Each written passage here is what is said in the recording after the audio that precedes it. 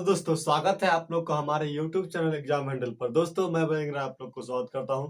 दोस्तों आज हम लोग बात करने वाले हैं बिहार बोर्ड क्लास 7 के मैथ में जो 9.1 का हमारा चैप्टर है, इसमें हम लोग देखेंगे क्लास 7 का जो मैथ है इससे और क्लास 8 का जो मैथ है इससे ही 10th का जो मैथ होता है उसमें बहुत सारे क्वेश्चन लिया जाता है। तो हमने सोचा क्यों ना इसको बताया जाए, जो यहाँ पर इसमें छोटी छोटी बातें होते हैं, क्या होता है वहां जाकर के 10th का हो जो मैथ बनता है उसमें क्या होता है कि 8 और 7 का जो रहता है उससे लिया जाता है। तो आज हम लोग बात करने वाले हैं बिहार बोर्ड क्लास 7 की जो मैथ का चैप्टर हमारा 9.1 है उसके बारे में। तो चलिए, इससे सबसे पहला क्वेश्चन बोला गया है कि निम्नलिखित व्यंजकों में से चर एवं अचर राशियां ज्ञात करो। इसमें बोला गया है क्या, देखिए व्यंजक दिया गया है, इसमें उस व्यंजक में बोला है कि चर एवं अचर राशियां क्या करना है, हमें ज्ञात करना है। सबसे पहले दोस्तों यहाँ पर क्या बोला गया है कि चर एवं अचर राशियां, चर क्या होता है, अचर क्या होता है, इस बातों को हम लोग जान लेंगे। तो देखिए सबसे पहले यहाँ बात कर लेते हैं क्या हम लोग कि चर, इसमें तीन बात हम लोग जानेंगे। पहला तो चर क्या होता है, चर के बारे में जानेंगे। उसके बाद अचर क्या होता है, अचर के बारे में जानेंगे। और व्यंजक क्या होता है, व्यंजक क्या होता है। तो चलिए देख लेते हैं। सबसे पहले चर क्या होता है। देखिए चर की बात करें तो चर क्या हमारा होता है, जैसे इसमें बात किया गया है चर अचर और व्यंजक, इस तीनों बात के अलावा अगर हम यहाँ पर नहीं जानते, सबसे पहले ये हमारी बेसिक बात है। अगर हम इसको नहीं जानेंगे तो क्या होगा कि हम इस चैप्टर को नहीं जान पाएंगे। इसलिए सबसे पहले हम लोग चर को जानते हैं, फिर अचर को जानेंगे, फिर व्यंजक को जानेंगे। तो चलिए, चर हमारा वैसी संख्या, मान लो सॉरी, इसमें क्या है, चर में जो हमारे अल्फाबेट हमारे होते हैं, जो हमारे लेटर होते हैं, जो हमारे लेटर होते हैं वो सारे से क्या हो जाते हैं, ये हमारा लेटर जैसे कि मान लिया जाए कि ए हो गया, बी हो गया, सी हो गया, डी हो गया, ई हो गया, जो भी संख्या यानी कि मान लीजिए जेड तक जो भी संख्या सॉरी लेटर हमारा आता है, ये सब क्या हो जाएगा, ये हमारा चर हो जाता है। उसके बाद अचर की बात कर ले, जो भी हमारा संख्या होता है, जो भी हमारा संख्या हो जाएगा। आपको संख्या में बात कर ले हम लोग, तो संख्या में हमारा हो जाता है 1 2 3 4 5, जो भी मान लीजिए कि अनंत तक हम इसको ले लेंगे। जो हमारा संख्या होता है वो सारी संख्या होता है, अचर होता है। तो हम लोग क्या करेंगे, अचर हमारा होता है संख्या, और यहाँ पर चर जो होता है लेटर, यानी कि एबीसीडी का जो भी लेटर हो, लेटर जो हमारा होता है सारी क्या होती है, ये हमारा सॉरी चर होता है। और अचर की बात हम लोग कर लेते हैं तो वो संख्या होती है 1 2 3 4, जो हमारी संख्या है वो सारी क्या है, अचर होता है। बात करें व्यंजक का, अब यहाँ पर क्या है कि इसमें व्यंजक दिया गया है, चर अचर राशि पूछा गया, तो व्यंजक होता क्या है उसको हम लोग पहले जान लेते हैं। व्यंजक की बात करें तो व्यंजक क्या होता है, सीधी शब्द में याद रख सकते हैं, चर और अचर का जिसमें मिलान रहता है, क्या रहता है, मिलान रहता है। कह सकते हैं कि जिसमें चर एवं अचर का मिलान रहता है वो हमारा क्या होता है, एक व्यंजक होता है। सामान्यतः बातों अगर हम लोग बात कर ले तो चर हम लोग जानते हैं कि एबीसीडी का कोई भी लेटर क्या होता है, चर होता है, और संख्या हमारा जो होता है वो क्या होता है, अचर होता है। तो मान लीजिए कि यहाँ पर 2x + 1 हमारा अगर रह गया, ये क्या हमारा एक व्यंजक होगा, क्योंकि हमने बोला है कि जिसमें चर और अचर दोनों रहे, दोनों का मेल होता है, जहां पर चर और अचर का मेल होगा वो क्या हमारा होता है, वो हमारा व्यंजक हो जाता है। ये हमारा क्या बन गया, एक प्रकार का ये व्यंजक है, ये व्यंजक है। इसमें देख सकते हैं आप कि x जो हमारा है, ये x क्या हो जाएगा, ये हमारा चर है। और अचर की बात कर ले हम लोग तो अचर इसमें हमारा क्या, 2 है अचर, कॉमा ये 1 भी हमारा क्या है, अचर है। तो ये दोनों क्या हो गया, चर अचर का इसमें मेल है, इसलिए व्यंजक बना है। तो हम लोग आसानी से इस तरीका से चर और अचर के बारे में जान गए और व्यंजक के बारे में जान गए। चलिए इसके बाद हम लोग बात करते हैं अब इस सवाल में जो क्या पूछा गया है और क्या हम लोग इसमें करेंगे आगे। तो आइए बात करते हैं। सबसे पहला दिया गया है, देखिए क्या बोला गया, 5x + 1, क्या बोला गया है, 5x + 1 जो इसमें बोला गया है, इसमें पूछ रहा है कि इस निम्नलिखित व्यंजकों में से चर एवं अचर राशियां ज्ञात करना है। हम सभी जानते हैं कि चर क्या होता है, अचर क्या होता है। सबसे पहले इसमें हम लोग क्या करेंगे, चर और अचर लिख लेते हैं। इसमें कुछ नहीं करनी है, सिर्फ हम अगर जो आगे बताए उसको आप लोग समझ गए होगा, तो यहाँ पर कुछ नहीं करना है। चर कितना हमारा इसमें है, चर की संख्या x, यानी कि एक ही चर है, क्योंकि लेटर हमारा इसमें क्या है, एक ही है, तो क्या हो जाएगा, इसका आंसर हमारा हो जाएगा चर की अगर पूछ रहा है तो चर हमारा एक्स हो जाता है। अगर अचर पूछ रहा है, इसमें पूछ रहा है अचर और चर दोनों पूछ रहा है, तो अचर इसमें हमारा 5 है, उसके बाद कितना है 2 है, ये क्या हो गया, ये हमारा अचर हो गया, ये हमारा चर हो गया, दोनों हम लोग निकाल लिए, यही इसका क्या हो जाएगा आंसर हो गया। इस तरीका से आसानी से हम लोग क्या कर सकते हैं कि इसको सॉल्व कर सकते हैं। उसी तरीका से दोस्तों यहाँ पर दूसरा क्वेश्चन दिया गया है, दूसरा को हम लोग बात कर लेते हैं। इसमें बोला गया कि 2ab + 1, इसमें बोला गया कि 2ab + 1, तो इसको क्या कर लेंगे, ये हमारा पहला का हो गया। दूसरा में कर लेंगे, फिर यहाँ पर क्या करना है, देखिए चर लिख लेना है और फिर क्या करेंगे अचर। सभी में इसी बात को हम लोग देखेंगे, अगर चर अचर अच्छा से जान गए तो हम लोग सारा काम कर सकते हैं। तो चर इसमें देख लीजिए क्या है, ए और बी है, ये क्या है ए और कोमा बी है। उसके बाद क्या है, यहाँ पर अचर की बात कर ले तो 2 है और उधर क्या है 1 है। तो इस तरीका से ये भी हमारा क्या हो गया, निकल गया। दूसरा क्वेश्चन भी हम लोग देख ले, और चलिए इसका तीसरा भी देख लेते हैं। तीसरा क्या दिया गया है, तीसरा हमारा है कि क्या है, चर ज्ञात करना है और उसके बाद क्या करना है, अचर ज्ञात करना है। तो देखिए दोस्तों, इसमें क्या दिया गया है कि यहाँ पर दिया गया x²। आप लोग कहिएगा कि सर x² है मतलब क्या, x गुने x है, तो ये क्या x गुने x है, x² मतलब तो यही होता है। तो लेकिन हम लोग क्या करेंगे, यहाँ पर 2x दिखाई दे रहा है, लेकिन हम लोग क्या करेंगे, यहाँ पर 2x नहीं लिखेंगे। अगर यहाँ पर 2x की बात हो रही है, एक x यहाँ भी है, तो कहाँ लेकर उनका, मान लीजिए कि इसमें 3x हो गया, 3x अगर इसमें होता है तो क्या हुआ, x x x, कोई भी x या कोई भी लेटर या कोई भी मान लीजिए कि इसमें संख्या रहता है जो समान है, उसको हम लोग केवल एक ही बार लिखेंगे। बार बार अगर रिपीट हुआ होगा तो उसको केवल हम लोग एक ही बार लिखेंगे, उससे अधिक नहीं लिखेंगे।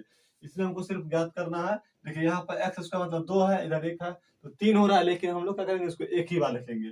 समान है इसमें और ये क्या है, बार बार रिपीट हुआ है, इसलिए हम इसको एक ही बार सिर्फ लिखेंगे, बार बार इसको नहीं लिखना है। x है, y हमारा एक बार है तो y को भी लिख लेंगे। x y क्या हो गया, इसमें चर हो गया। अचर की बात कर ले तो हमारा यहाँ पर 2 है, कोमा यहाँ पर -1 है और उसका क्या है, कोमा 2 है। ये 2 फिर यहाँ पर हम लिखेंगे क्या, नहीं लिखेंगे, क्योंकि 2 एक बार हम लोग लिख चुके हैं, तो यहाँ पर 2 नहीं लिखेंगे। संख्या रहे या लेटर रहे, कुछ भी रहे, इससे हम लोग केवल एक ही बार लिखेंगे। अगर दोबारा रिपीट हो रहा है उसको 2 बार नहीं लिखना है, ठीक ना। तो ये इसका आंसर हो गया। तो हम लोग इसमें ए बी सी देख लिए हैं और हम आगे देख लेते हैं डी और ई को। तो इसी तरीके से हम लोग डी और ई के बना लेंगे। दोस्तों आप लोग आसानी से इसको सॉल्व कर सकते हैं, देख लीजिए इसमें कुछ भी नहीं है। चलिए आगे देखते हैं। तो डी में देख लेते हैं। डी में है कि m² - n² - 1। डी में बोला गया कि m² - n² - 1। इसका भी क्या करना है, हमको अचर और चर ज्ञात करना है। और अचर और चर ज्ञात करने के लिए हम लोग सीधी सी बात किया है कि चर लिखेंगे, उसको क्या करेंगे, अचर लिखेंगे, अचर लिखेंगे। और देखिए इसे करना क्या है, सबसे पहले फिर यहाँ पर वही बात आता है जो बात हम लोग पीछे देख चुके थे कि क्या है कि m² है, मतलब क्या हो रहा है कि m को 2 बार गुना हुआ है, इसलिए m² है। यहाँ पे n² है, n को 2 बार गुना हुआ है, मतलब क्या है n² है। तो ये हम लोग को यहाँ पे क्या दर्शा रहा है कि इसमें क्या है, 2 m है और 2 n है। लेकिन हम उस समय बोल चुके हैं कि क्या है कि अगर चर की बात करें या अचर की बात करें, कोई भी संख्या या लेटर अगर दोबारा रिपीट हो रहा है, अगर वह समान है, तो उसको एक ही बार लिखेंगे। क्या है, उसको एक ही बार लिखेंगे। क्या करेंगे, इसको हम लोग मान लीजिए कि m हो गया और कोमा n हो गया। ये इसमें केवल 2 हमारा क्या है, केवल 2 हमारा क्या है, इसमें m और n क्या है, हमारा चर है। m और n हमारा चर हो गया। और अचर की बात कर ले तो यह क्या हो जाएगा, -1 हो जाएगा। अब एक बात यहाँ पर और दोस्तों है, क्या है, देख लीजिए। इसे बात कर ले कि जैसे कि हम -1 लिखे हैं, क्योंकि यहाँ माइनस का चिन्ह लगा हुआ है इसमें, तो -1 लिखे। लेकिन सर -n इसमें हम क्यों नहीं लिखे हैं, n में हम लोग माइनस तो लगा सकते थे क्योंकि यहाँ पर माइनस है। लेकिन जब भी लेटर की बात हो तो लेटर में हम लोग माइनस नहीं लगाएंगे। अगर संख्या की बात हो रही है तो जो उसका चिन्ह रहेगा उसको लगाएंगे, अगर माइनस है तो माइनस लगाएंगे।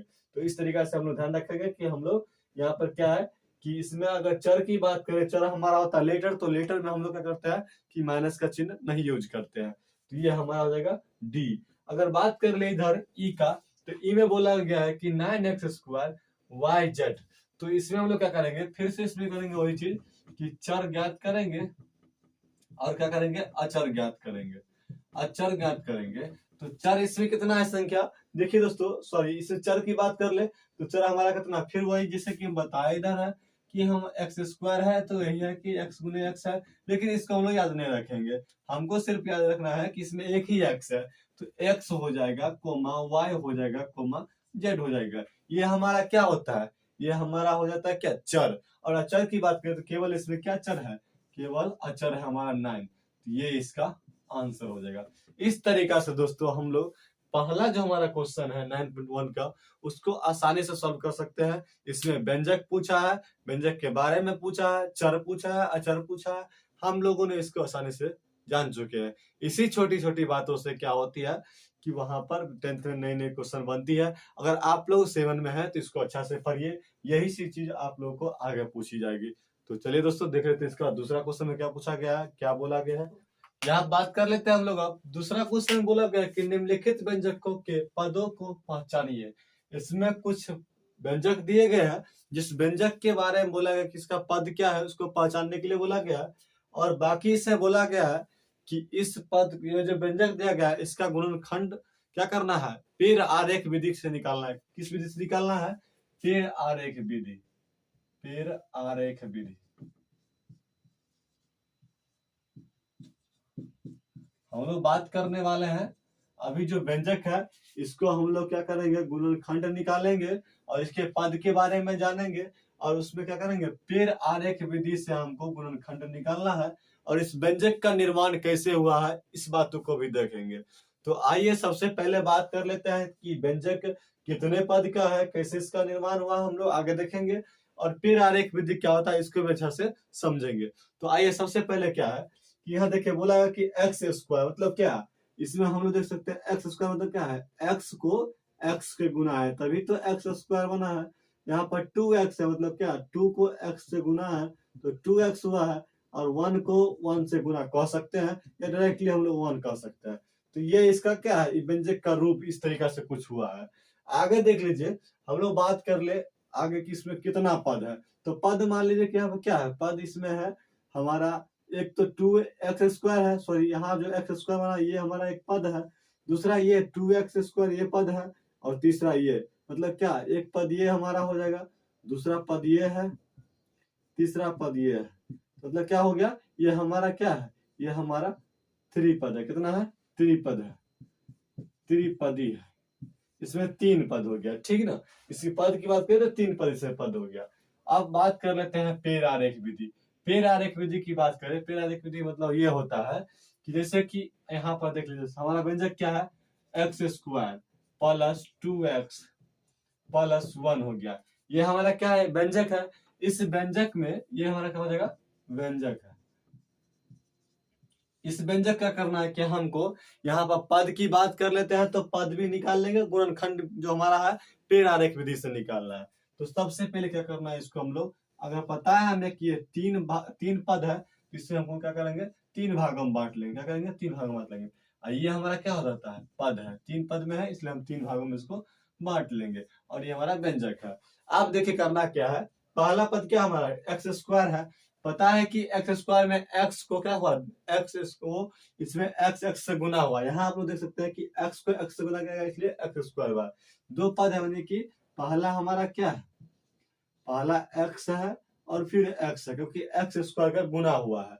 फिर यहाँ पर बोला गया है इसमें भी हमारा क्या है, 2x है तो 2 और उसके बाद क्या है एक्स हो जाएगा। बाकी आगे बोला गया है कि यहाँ पर 1 है, क्या है +1, तो या तो हम इसको 1 कर लेंगे डायरेक्टली यहाँ पे, या नहीं तो यहाँ पर हमको पता है कि ये x है, क्योंकि ये x यहाँ आया है, एक्स स्क्वायर है, और यहाँ पर 2x है, 2x है, और इसमें केवल 1 है। तो 1 को चाहे तो हम लोग क्या कर सकते हैं, यहाँ उतार सकते हैं डायरेक्टली 1, या नहीं तो 1 वहां भी छोड़ देंगे तो कोई दिक्कत नहीं है। ये हमारा क्या हो जाता है, गुणनखंड हो जाता है, गुणनखंड हो जाता है। ये हमारा हो जाएगा गुणनखंड। ये हमारा किस तरीका से सिद्ध हुआ है, पेड़ आरेख विधि से इसको सिद्ध किया गया है। यही होता है पेड़ आरेख विधि। अगर बात कर ले व्यंजक निर्माण की, तो व्यंजक निर्माण भी हमारा देख लीजिए क्या हुआ है। हम लोग तो आगे देख चुके हैं कि यहाँ पर क्या हुआ है, निर्माण इसका हुआ है एक्स स्क्वायर है, तो क्या हुआ है कि इसमें एक्स और एक्स का बना हुआ है, इसलिए एक्स स्क्वायर बना है। उसके बाद देख लीजिए एक्स स्क्वायर जब इससे बनता है, यहाँ क्या होता है, एक्स स्क्वायर हुआ। अब फिर यहाँ हुआ है कि 2x है, तो क्या होता है 2x बराबर 2 गुने x हुआ है, तभी तो यहाँ पर 2x हुआ है गुने। अगर फिर आगे बात कर ले 1 गुने 1 तो कर सकते हैं, अगर 1 है तो हम लोग क्या कर सकते हैं, 1 को ऐसे कर सकते हैं 1 गुने 1, या डायरेक्टली 1 कर सकते हैं। इसमें क्या हुआ, सबको जोड़ा गया है तो कितना है एक्स स्क्वायर हो जाएगा, फिर यहाँ पर क्या है 2x हो जाएगा, और उसका फिर बोला प्लस करके 1 हो जाएगा। यही हमारा क्या है, व्यंजक का निर्माण कुछ इस तरीका से हुआ है। तो इस तरीका से हम लोग आसानी से दूसरा क्वेश्चन का जो पहला क्वेश्चन है इसको हम लोग आसानी से बना सकते हैं। इस तरीके से फिर आरेख विधि को निकाल सकते हैं, गुणनखंड कर सकते हैं, उसका पद को ज्ञात कर सकते हैं, आसानी से सॉल्व कर सकते हैं। इसके बाद चले दूसरा क्वेश्चन है उससे बात कर लेते हैं। दूसरा से बी बोला गया है क्या, उसको देख लेते हैं। क्वेश्चन में बोला गया दूसरा का जो बी नंबर है उससे बोला गया है कि 8a square 11ab minus 2ab square बोला है। इस व्यंजक को फिर बोला है इसमें कि पद को जानिए कितने पद है, उसके बाद बोला है कि पेड़ आरेख विधि से इसको निकालना है। तो देखिए सबसे पहले क्या हुआ है इसमें, यहाँ पर इसमें किया गया है कि ए स्क्वायर है, तो क्या किया गया होगा ए स्क्वायर मतलब ए को ए से गुना किया गया है, तो हमारा क्या आता है ए स्क्वायर होता है, ये हमारा क्या हो जाता है ए स्क्वायर हो जाता है, क्या होता है ए स्क्वायर। अब इस ए स्क्वायर में क्या हुआ है कि 8 से गुना हुआ तभी तो हमारा क्या हुआ है 8a स्क्वायर हुआ है। इस बात को आप लोग समझ गए। आगे फिर दिया गया है कि यहाँ पर क्या ए बी दिया गया है, ए बी को गुना किया गया इसलिए हमारा क्या है ए बी हुआ है, और फिर इसमें 11 से क्या हुआ गुना किया गया तो 11ab हो जाएगा। फिर हमारा यहाँ पर क्या है कि देखिए इसमें 2b स्क्वायर है, तो b गुने b हम लोग कर सकते हैं, b स्क्वायर हो गया। इस b स्क्वायर होने क्या करेंगे 2 से गुना करेंगे तो हमारा क्या हो जाएगा 2b स्क्वायर। इस तरीका से इसको किया गया, इस व्यंजक को तैयार किया गया। बाकी आगे हम लोग बात कर लेंगे फिर पेड़ आरेख विधि। अगर पद की बात करें तो फिर इसमें क्या है, पद हमारा एक पद ये हो जाएगा, दूसरा ये, तीसरा ये, और ये भी हमारा क्या है, ये भी हमारा है त्रिपद, क्या है त्रिपदी है। इस तरीके से हम लोग आसानी से इसको पद को निकाल सकते हैं। फिर आ जाए पेड़ आरेख विधि में, तो हमारा व्यंजक कितना है 8a स्क्वायर है प्लस 11ab है प्लस माइनस है माइनस 2b स्क्वायर। ये हमारा क्या हो जाएगा व्यंजक, ये हमारा व्यंजक है। और इस व्यंजक में हमको क्या करना है, इस व्यंजक को पेड़ आरेख विधि में हमको गुणनखंड करना है। तो सबसे पहले ये 3 भाग में बांट लेंगे क्योंकि ये 3 पद में है। तो पहला हमारा है 8a स्क्वायर, और उसके बाद क्या है 11ab, उसके बाद क्या है 2b स्क्वायर। ये हमारा क्या हो जाएगा 2b स्क्वायर हो जाएगा। इस तरीके से हम लोग इसको लिख सकते हैं। 2a स्क्वायर हमारा ये है, 3 पद बांट लिए। अब क्या करेंगे इसको हम लोग, सो देखिए यहाँ पर कर लेंगे कि देखिए इसको 3 भागों में बांटेंगे। इसलिए 3 भागों में बांटेंगे क्योंकि यहाँ पर a स्क्वायर है, a कितना है 2 है, इसलिए इसको 3 भागों में बांटेंगे। 8 एक हो जाएगा, ये हमारा फिर यहाँ ये हो गया, यहाँ पर गुणा करें देखिए a स्क्वायर हो जाएगा, और ये 8 हमारा है तो 8a स्क्वायर हो जाएगा। फिर यहाँ पे इसको 3 भागों में बांटेंगे। 3 भागों में इसलिए बांटेंगे क्योंकि 11 मेरा एक अकेले है, उसका a है और क्या है b है, तो ये हो जाएगा। और इसकी बात कर ले हम लोग यहाँ पर, तो ये भी इसको 3 भागों में बांटेंगे, क्या है 2 है, b है और फिर b है। इस तरीका से हम लोग इसको आसानी से गुणनखंड विधि निकाल सकते हैं। गुणनखंड क्या हो गया, ये गुणनखंड कर लिए पेड़ आरेख विधि से। और इसका पद हम लोग जान चुके हैं, व्यंजक किस तरीके से निर्माण हुआ ये भी देख लिए, तो आसानी से तरीका से सॉल्व कर सकते हैं।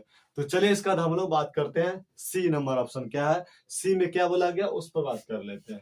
आगे है दोस्तों यहाँ पर सी नंबर बोला गया कि 9p स्क्वायर, उसका बाद बोला माइनस 4q। सी में क्या है 9p स्क्वायर माइनस 4q।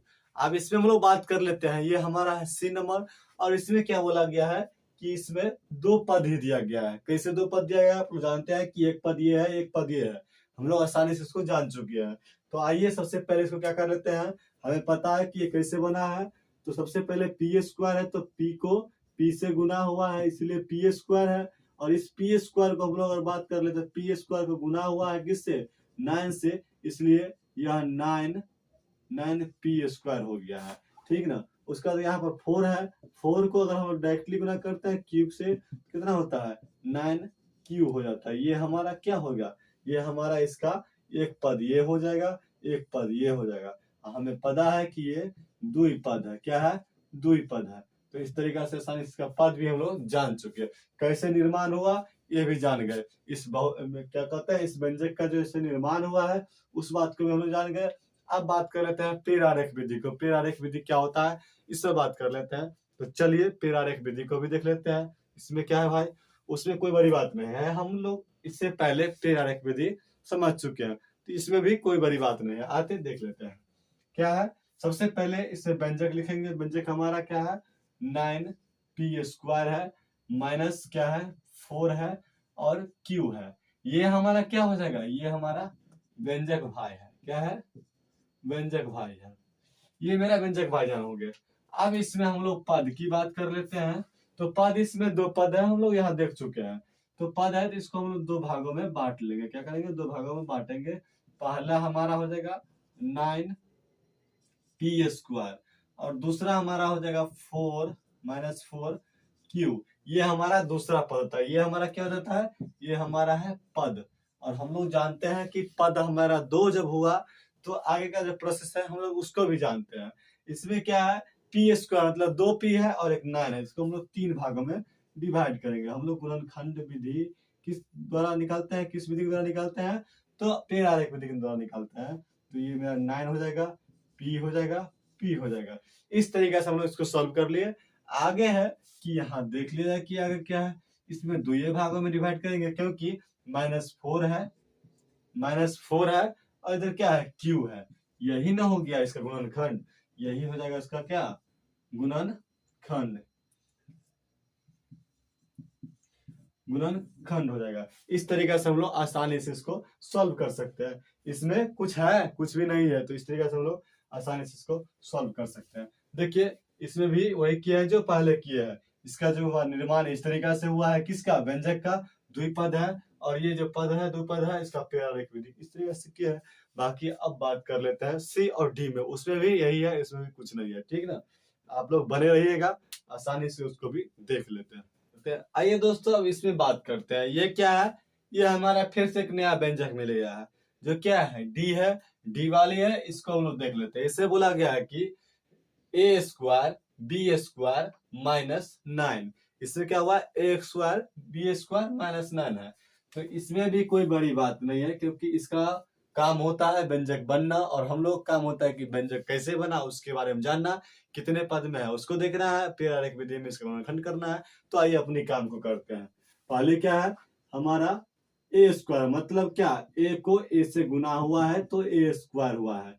फिर इसमें क्या हुआ है कि b से b को गुना हुआ है तो हमारा क्या हुआ है, ये हमारा हो जाता है क्या, b²।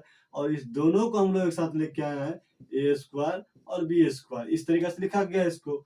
बाकी आगे हमारा क्या है, 9 भाईजान है, -9 है और ये हमारा 9 ही रह जाएगा। तो ये एक पद हमारा ये हो गया, एक पद हमारा ये हो गया। इसमें पद की संख्या बात करें तो द्विपद होता है, द्विपदी होता है, आप लोग देख सकते हैं। बाकी आगे की बात करें तो पेरारेख विधि से गुणनखंड निकालना है, तो आइए उसको भी देख लेते हैं। सबसे पहले हमारा व्यंजक क्या है, व्यंजक है a² b² -9, यही ना है। तो बात कर लेते हैं, इसको जब दो भागों में बांट देंगे हम लोग, दो भागों में बांट लेंगे तो कैसे बनेगा ये। दो भागों में बांटने के लिए सबसे पहले यहाँ देखिए ये क्या है, a² है b² है। अब तो भाई इसमें क्या है, a² है b² है, फिर इधर क्या है -9 है। अब इसको हम लोग करेंगे 4 भाग में डिवाइड, क्या भाग में, 4 भाग में। इसलिए क्योंकि यह 4 गो है, ए भी है, फिर ए भी है, बी है, फिर बी है। ये हो गया हमारा इसका कम तमाम। और बात कर लेते हैं 9 का। तो 9 को डायरेक्टली हम लोग 9 या वहां भी छोड़ सकते हैं। यही इसका क्या हो जाएगा, गुणनखंड हो जाएगा, ठीक ना। ये इसका हो जाएगा गुणनखंड। इस तरीका से हम लोग पेरारेख विधि से इसको भी सॉल्व कर सकते हैं। और इसमें भी कुछ भी नहीं है क्योंकि ये हमारा यहाँ पर था, इसको 4 भागों में कर दिया, इसको डायरेक्टली यहाँ पर उतार दिया है, हो गया। इसमें कुछ भी नहीं था, हम लोग देख लिया डी को भी। अब बात कर लेते हैं ई में क्या है। जब डी में कुछ नहीं था तो ई में भी कुछ भी नहीं होगा। तो अब हम लोग बात कर लेते हैं दूसरा का, जो हमारा ई नंबर क्वेश्चन है और ये लास्ट क्वेश्चन है दूसरा का। तो इससे बात करें तो क्वेश्चन हमारा दिया गया, व्यंजक दिया गया क्या, 8ab माइनस 3b। तो इसमें क्या है कि 8ab दिया गया है और 3b दिया गया है। तो हम लोग अभी तक तो यही देखते आए हैं, तो इसको ने क्यों देख लेंगे, इसको भी देख लेते हैं। तो आइए देखने में क्या जाता है, जब देखने की बात है तो देख ही लेते हैं। इसमें क्या हुआ है, सबसे पहले ए और बी को गुना हुआ है, तो ए बी बना है ना, उसी तरीके से इसको 8 का भी गुना कर दिया गया है, तो 8ab बन गया। इसमें कोई बड़ी बात था नहीं, और हम लोग जानते हैं इस तरीके से करना। उसके बाद ये क्या हो जाएगा हमारा, फिर हमारा है यहाँ पर क्या, -3 गुने बी, और ये भी हमारा -3b हो जाता है। हमें पता चल गया कि एक पद ये हो गया, एक पद ये हो गया, और एक पद जब ये है और दूसरा पद जब ये है, तो दोनों मिला क्या होता है, द्विपदी होता है, द्विपदी होता है। तो हम लोग इस तरीके से इसको द्विपद हो गया, और इसका निर्माण भी इस तरीके से व्यंजक का हुआ। अब फिर बात कर लेते हैं तिर आरेख विधि से गुणनखंड निकालना। तो आइए ना, इसमें क्या है, ये हमारा कर लेते हैं, व्यंजक क्या था हमारा, 8ab माइनस 3b, ठीक है ना। अब इसमें कुछ नहीं करना है, इसको दो भागों में बांट लेते हैं, ये हमारा व्यंजक हो जाता है, व्यंजक हो गया, और ये हमारा दो भागों में इसको बांटे तो ये हमारा पद हो गया, ठीक ना। अब हमारा पहला है कि 8ab, और उसका है कि यहाँ पर -3b। अब इसको देखिए क्या करना है, तीन भागों में तोड़ देना है। तीन भागों में इसलिए तोड़ देना है कि 8 एक ये हो जाएगा, बी ए हमारा ये हो जाएगा, और बी हमारा ये हो जाएगा, हो गया 8ab। उसके बाद बात कर ले हम लोग, ये 9 की तरह लग रहा हो ना, 9 नहीं है बल्कि ये है। उसके बाद बात कर ले हम लोग, यहाँ पर इसको दो भागों में बांटेंगे, दो भागों में इसलिए कि एक हमारा क्या है, -3 भाईजान है, और हमारा एक b है। तो इस तरीके से दो भागों में बांट लिए, और ये इसका हो जाएगा क्या, गुणनखंड, गुणनखंड। इस तरीके से इसको हम लोग गुणनखंड विधि किस आधार से निकाले हैं, तिर आरेख विधि से, और ये इसको हमारा द्विपद निकला है। ये हमारा इस तरीके से व्यंजक का निर्माण होता है, और आसानी से हम लोग इस चीज को देख लिए। तो दोस्तों आज के लिए हम लोग इसमें क्या है, क्लास 7 का जो मैथ था 9.1 जो 9.1 बोल रहे हैं, 9.1 जो हमारा चैप्टर है, इसका हम लोग सॉल्यूशन देखे हैं। 200 जो हमारा इसमें फर्स्ट और सेकंड जो हमारा क्वेश्चन था उसका देख लिया है। सारे के सारे क्वेश्चन हम लोग आसानी से सॉल्व कर चुके हैं।